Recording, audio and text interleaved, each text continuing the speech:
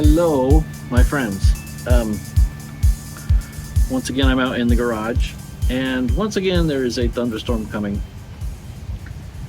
And it's a big one. It's coming from due west, and I'll show you a picture of it on the radar. It actually looks like a giant, it looks like a giant fist. A giant fist coming our way. The storm will be fun to watch. We are back in the Silmarillion again. I thought a fun thing to do, despite the storm, sorry about the noise, I thought a fun thing to do would be to go together through the Quenta Silmarillion. These are a bunch of fairly short stories, and we can knock them out. Maybe I can do like one a day or something. Should be quick. And that's not blood, that's fountain pen ink. The Aina Lindale is, of course, the creation story, and then the Vala Quenta, which is about the Valar and Maiar and the powerful beings, what we might call archangels, perhaps we might call them. But then you get into the Quenta Silmarillion, the story of the actual Silmarils and what the elves and everybody get up to.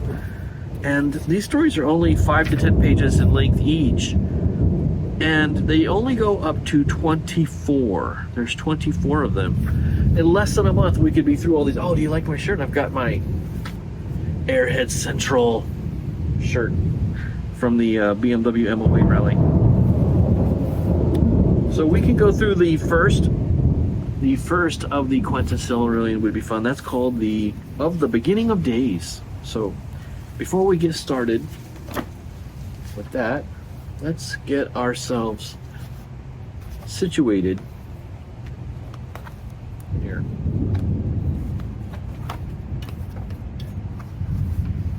Once again, we have the Jade Savinelli Favola 9-inch church warden. I'm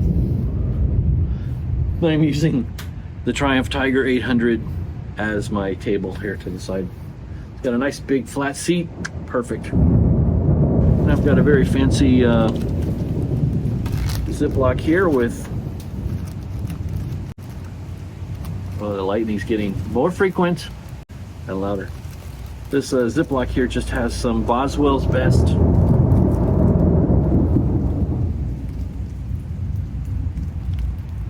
I think this is cherry cobbler pipe tobacco. Got the very nice Peterson, oh boy.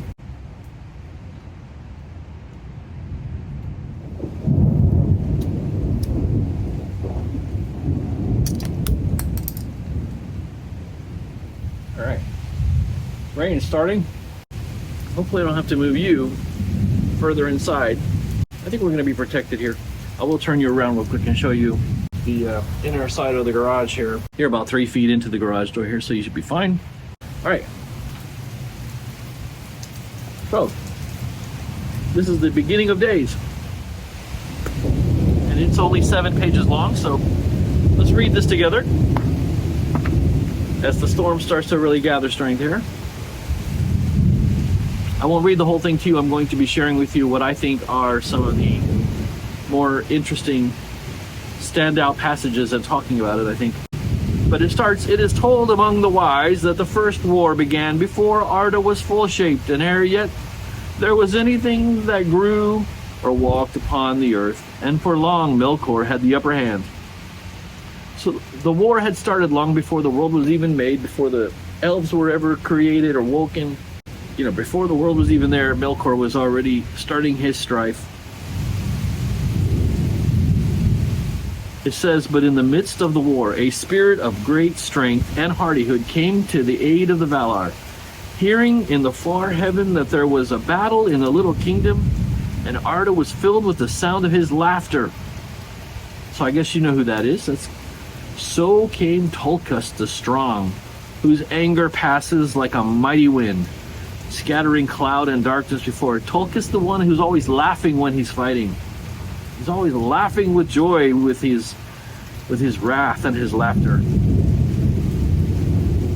In that time, the Valar brought order to the seas and the lands and the mountains, and Yavanna planted at last the seeds that she had long devised.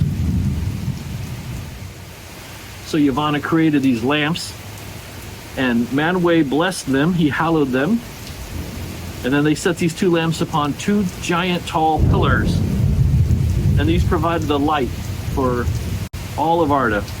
And the light of the lamps of the Valar flowed out over the earth. All was lit as it were in a changeless day. And that's when all the growing things started. That's when everything that Yavanna had previously planted that was sleeping awoke and started to grow.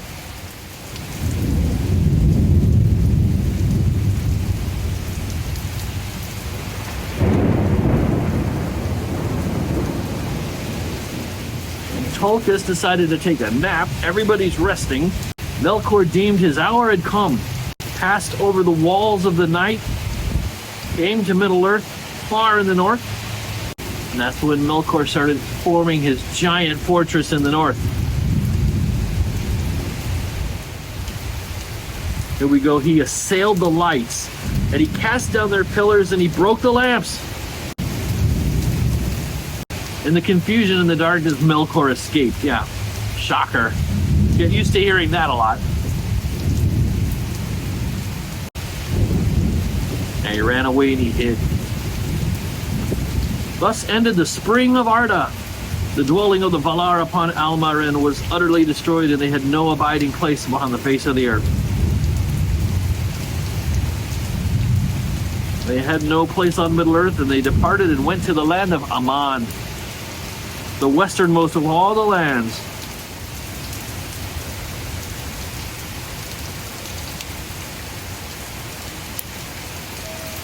It's raining hard now. It's a regular gully washer right now, folks.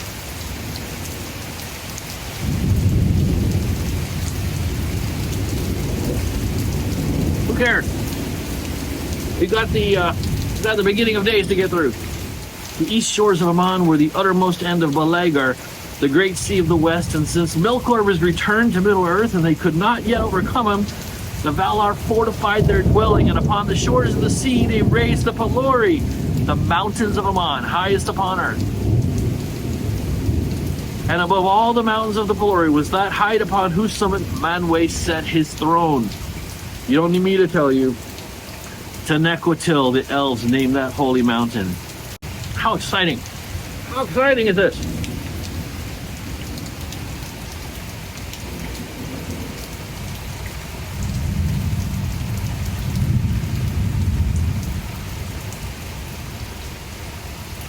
Now here's the good part, okay? This is great. When the Valinor was full wrought and the mansions of the Valar were established in the midst of the plain beyond the mountains, they built their city, Valamar of many bills. Before its western gate there was a green mound.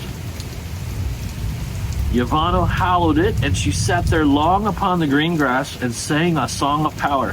We're going to find that a lot of times things are created in Middle-earth through the power of singing. Like when Galadriel says, I sang of trees and trees there grew. You sing of something and then it creates it. You can sing something into being. Nienna thought in silence and watered the mount. Hey, we're reading over here. Nienna thought in silence and watered the mount with tears. In that time the Valar were gathered together to hear the song of Yavanna, and they sat silently upon their thrones. And as they watched upon the mound, there came forth two slender shoots. Here we go. And silence was over all the world in that hour, nor was there any other sound save the chanting of Yavanna. Under her song, the saplings grew and became fair and tall, and came to flower, and thus there awoke in the world the two trees of Valinor. And we have it, guys. The trees have appeared. It's only like page 2. I don't think I need to tell you all about the trees, how they work, how they rotate, how they wane and wax.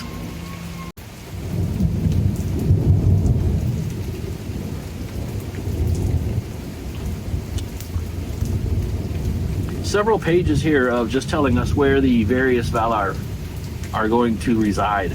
Manwë on his mountain, on his throne, Ulmo in the sea. By the power of Ulmo, that even under the darkness of Melkor, life coursed still through many secret lodes, and the earth did not die. After the departure of the Valar, there was silence, and for an age, Ilúvatar sat alone in thought. For an age. How long is an age? How long did Ilúvatar sit? Alone in thought. And then he spoke, and he said, Behold, I love the earth, which shall be a mansion for the Quendi and the Atani. But the Quendi shall be fairest of all earthly creatures, and they shall have and shall conceive and bring forth more beauty than all my children. But to the Atani I will give a new gift, and therefore he willed that the hearts of men should seek beyond the world and should find no rest, but that they have a virtue to shape their life amid the powers and chances of the world, beyond the music on the Ainur. Their fate is beyond the music. That is the gift to men, not death, but a fate beyond the music, after death. That is the gate of Ilúvatar. And Ilúvatar knew that men, being set amid the turmoils of the powers, would stray often, and would not use their gifts in harmony. And he said, These two in their time shall find all that they do redounds at the end only to the glory of my work. The final paragraph of this book. It is one with this gift of freedom that the children of men dwell only a short space in the world alive, and are not bound to it, and depart soon whither the elves know not. Whereas the elves remain until the end of days, and their love of the earth and all the world is more single and more poignant therefore. And as the years lengthen, ever more sorrowful, for the elves die not until the world dies.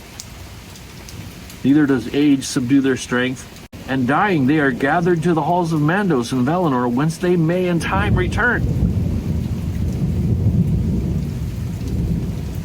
But the sons of men die indeed and leave the world, wherefore they are called the guests or the strangers. Death is their fate, the gift of Ilúvatar, which as time wears even the powers shall envy. But Melkor cast his shadow upon it and confounded it with darkness. That's why it's so confusing to the men. They don't understand that the true gift is a fate beyond the music. A fate which means they are gathered to Ilúvatar himself. And to wrap it up, yet of old the Valar declared to the elves in Valinor that men shall join in the second music of the Ainur, whereas Ilúvatar has not revealed what he purposes for the elves after the world's end. And Melkor has not discovered it. There you go.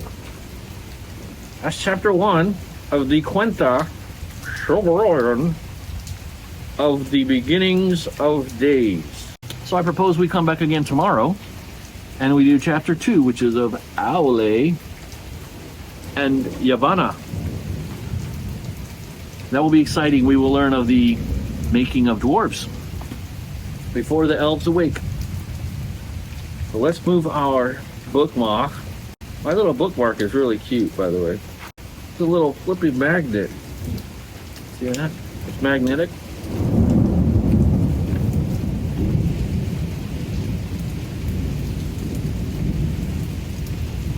See how that works? Isn't that nice? All right. Thank you for tuning in. I will see you tomorrow for Yavanna and Aule. No, Aule and Yavanna? Let's get it right. Aule and Yavanna. Aule, father of dwarves. I will see you folks tomorrow. Thanks for watching. Thanks for tuning in. I'll continue to watch a little bit more of this storm. Pretty cool.